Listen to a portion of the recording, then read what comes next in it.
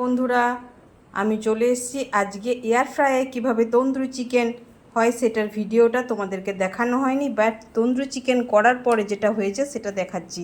আমরা এখন স্বাস্থ্য সম্পর্কে সবাই সচেতন, তাই তেল কম খাওয়া সবারই পক্ষে উপকারী।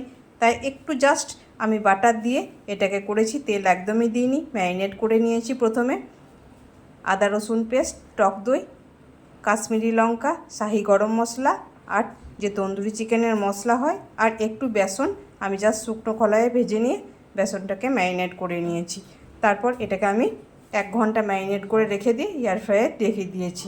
এই যে হয়ে গেছে, দেখতেই পাচ্ছেন কি সুন্দরভাবে আমার একদম কম তেল বলতে নেই এয়ার ফ্রায়ারে আমার তন্দুরি চিকেন। বাড়িতে এরকম ঘরোয়া উপায় তৈরি করে দেখবেন, বাচ্চা থেকে বড় সবারই পছন্দের একটা রেসিপি।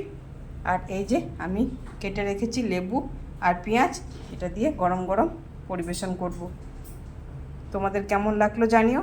আমার ভিডিওটি যদি ভালো লেগে থাকে অবশ্যই একটা লাইক কমেন্ট শেয়ার করো, আর সেম পদ্ধতিতে তোমরাও বাড়িতে ট্রাই করে দেখো। আমাদের তেল কিন্তু অ্যাভয়েড করা শরীরের পক্ষে সবারই উপকারী। ওপর থেকে আমি একটু জাস্ট লেবু দিয়ে দিয়েছি আর পেঁয়াজ স্লাইস করে কেটে নিয়েছি, আর অবশ্যই সস দিয়ে ভালো লাগবে খেতে গরম গরম তন্দুরি চিকেন পরিবেশন করি। তোমাদের যদি ভালো লেগে থাকে অবশ্যই একটা লাইক কমেন্ট শেয়ার করো। টাটা।